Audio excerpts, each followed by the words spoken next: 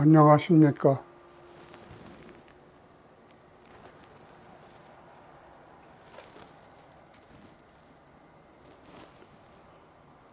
오늘은 능력의 징조에 대해서 말씀을 드리겠습니다. 능력의 징조. 전장인 능력의 뿌리를 쓰다가 큰 깨달음을 얻게 된 바, 정말 하나님의 은혜에 감사할 따름입니다. 다름이 아니라 하나님의 말씀에서 너는 능력 받았다라는 멘트가 뭔가 확실히 똑 부러지는 멘트가 아니었고, 이것도 저것도 아닌 두루뭉실하고 모호한 멘트이고 보니 유전자주의란 사상이 나왔고, 국민의식 개혁과 평천하까지 인류를 구원할 수 있는 4차원 시스템까지 도달할 수 있지 않았나 싶습니다. 그리고 75세가 되고부터 유튜브 활동을 하게 되었고, 이제부터 마치 저의 인생이 새로운 출발을 하는 것 같이 자신만만한 게 나이값도 못하는 것 같은 마음입니다. 다른 분들은 이 나이면 건강을 챙기시며 여생을 누리실 것 같은데 말입니다. 하지만 제가 의욕이 넘치며 하는 활동이 늙음을 조금은 지연시켜 주실 것도 같으니 말입니다. 이러한 점에서 볼 때 예수님을 믿는다 하면 인생의 그 과정에서 그의 나라와 그 의를 구한다는 의미이지, 마치 자신이 하느님이라도 되는 양 인간이 구원이나 천국의 상급이나 논한다 하면 싹군으로 전락됨을 의미할 것으로 사료됩니다. 그 당시 제가 만약에 제일 염원하던 병을 고치는 신유의 능력을 받았음을 확신할 수 있었다면, 마치 전가의 보도마냥 이 능력을 휘둘러서 하나님도 무색하시게 너무 넘치다가 시험에 들어 저의 생명까지 이미 끝장날 수밖에 없는 저 자신의 성정을 저 자신이 너무나 잘 알기에 하나님께 감사의 감사를 할 따름입니다. 인간이란 죽을 때까지 깨닫는 게 인생인 모양입니다. 그리고 지금부터는 제가 살면서 기이하게 느낀 사례 몇 가지를 말씀드리겠습니다. 사례 1. 저의 아들이 고등학교 시절이었습니다. 우연히 저희 집사람 등뒤 1m 정도의 거리에서 손바닥을 뻗어 기도를 하게 되었습니다. 물론 집사람은 제가 기도하는 행위를 보지 못한 상태였는데 지금 기도하고 있어요, 이렇게 말을 하였습니다. 저는 깜짝 놀라서 어떻게 아는데? 하고 물었습니다. 집사람은 등이 뜨거워져서 다음날 아침 식구가 아침 밥상을 마주하고 앉았습니다.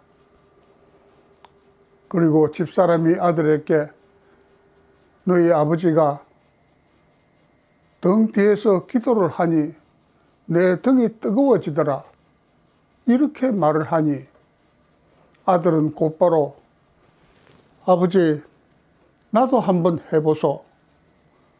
나는 아들의 등 뒤 1m 정도에서 손바닥을 내밀며 기도를 하였습니다. 하지만 아들에겐 아무 반응도 없었습니다. 나는 모르겠는데요. 아들의 말이었다. 지금 생각은 혹시 하나님께 시험을 하셔서 반응이 없었다고 생각하고 싶습니다. 사례 2. 이번에는 서예를 연습하는 서실이었습니다. 30대 후반의 청년이 서탁에서 붓글씨를 쓰고 있는데 그 뒤를 지나가다가 깜짝 놀랐습니다. 그 청년과의 거리는 1m가 채 되지 않았는데 마치 겨울에 사용하는 화력이 엄청난 톱밥 난로와 같은 열기를 느꼈습니다. 그리고 그 청년은 제가 하는 동작을 등에 대고 글을 쓰고 있었기에 볼 수도 없었습니다. 저는 그 청년의 등 뒤에 범위에 들어서면 열기를 느끼고 벗어나면 열기를 못 느끼고 저는 너무나 기이한 현상이다 싶어서 그 청년이 모르게 5번이나 반복하여 보았습니다. 20여 년 전의 일이 너무나 기이하여 아직도 저의 기억에 생생하게 남아 있습니다. 사례 3. 저의 나이가 50대 중반대였습니다. 승용차를 운전하고 있는데 갑자기 정수리에서 등 쪽으로 마치 감전이라도 된 듯 진저리를 치며 진동이 왔습니다. 그리고 나선 간헐적으로 진동이 왔습니다. 지나고 보니 이러한 현상은 저가 성령의 감화가 되면 일어나는 현상이었습니다. 그리고 진동이 지난 뒤에는 몸에 피로가 풀리는 듯한 느낌이 들곤 하였습니다. 하기에 살아오면서 이 진동이 오는 훈련은 조금은 된 듯 합니다만 지금도 후회되는 점은 제가 기도를 열심히 못했다는 점인데 건방진 저의 생각으로는 늙고 병들고 힘든 사람을 돕고자 노력하는 것이 산제사라 생각하였기 때문이었습니다. 제 나이 75세 유전자주의란 사상을 만들어 체계화가 되었기 때문에 이제부터라도 기도를 열심히 하여서 하나님의 능력이 저런 인간을 통하여 역사하실 수 있도록 열과 성을 다할 작정입니다. 사족입니다만 저는 지금도 하나님을 믿는 믿음으로 위 내시경이나 대장 내시경으로 암을 검진하는 의료 행위를 사행한 지는 이미 오래되었습니다. 왜냐하면 힘든 사람을 돕고자 하는 마음이 하나님의 나라와 그 의를 구하는 믿음이라 믿기 때문에 이러한 믿음이 암이란 병을 극복하고도 남음이 있다라고 굳게 믿기 때문입니다. 다시 말씀드려 전장의 능력의 뿌리에서 저의 성경관에 의해서 하나님의 나라와 그 의를 해석하였기 때문입니다. 그리고 저의 이러한 믿음 때문에 사탄의 시험을 통과할 수 있었고 하나님의 음성으로 너는 능력받았다라는 말씀을 들을 수 있었던 믿음이었기 때문입니다. 하지만 저의 이런 믿음도 기실은 20대엔 형편없었습니다.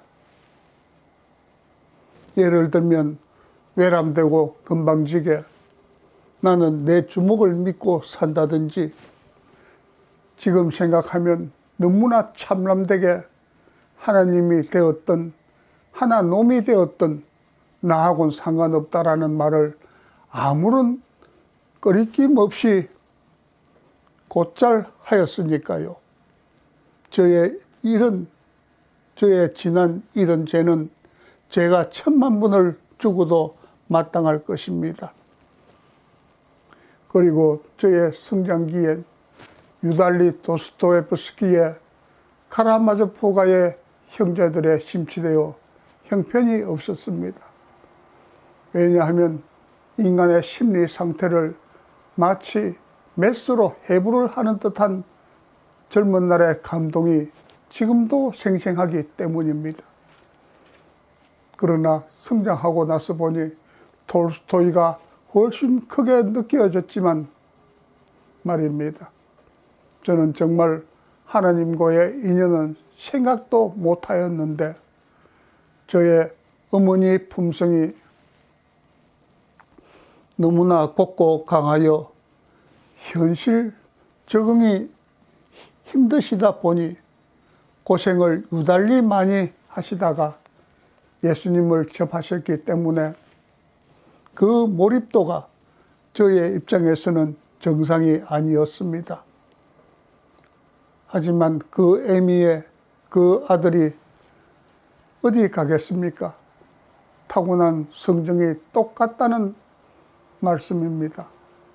저도 집사람을 만나 고생하며 살다가 교회에 새벽종을 치는 조건으로 교회 관사 방 한 칸을 빌려서 살 수밖에 없었습니다. 그때는 너무나 어려운 처지라 자명종을 하나 살 형편이 못 되어서 자칫하면 목사님이 저 대신 종을 쳐 주실 때가 하루 이틀이 아니었습니다. 그리고 저는 종을 못 친 죄송한 마음으로 새벽 기도에 참석하여 졸기가 일쑤였습니다. 세월이 흐르며 저는 점점 목사님의 설교가 마음에 차지 않았습니다. 그 당시 저는 처음엔 성경을 문학적인 관점으로 접근을 하였습니다. 왜냐하면 세계의 시성들도 성경의 구절들을 인용하여 대작들이 탄생되었기 때문입니다. 처음에는 성경을 몇 장만 읽어도 잠이 쏟아지는 게 이상한 책이었습니다. 저는 처음 성경을 대할 때 분명히 사람이 썼는데 사람으로서는 쓰지 못할 힘이 느껴지는데 이 힘이 무엇인가 하며 의문을 갖고 성도님들께 물어보았습니다. 성도님들의 대답이 한결같이 그 힘은 성령의 감동 감화에 의해 쓰여진 책이 성경이라 하였지만 그 성령에서 삼위일체가 나오고 다음은 믿음이 나오는데 믿음은 무엇인가부터는 각자의 믿음대로 그릇대로 각자의 능력대로 표현되는 것 같았습니다. 그리고 이상과 같은 인연으로 성경에 점점 몰입하게 되었습니다. 하나님 감사합니다. 저 같은 인간을 하나님께 인도하여 주신 것을 말입니다. 끝으로 저는 이 나이에도 꿈이 있습니다. 지금껏 제 지나온 인생을 되새김질을 하며 암을 고칠 수 있는 신유의 능력을 위해 하나님의 응답을 받도록 기도하겠습니다. 오늘은 이만 줄입니다. 감사합니다.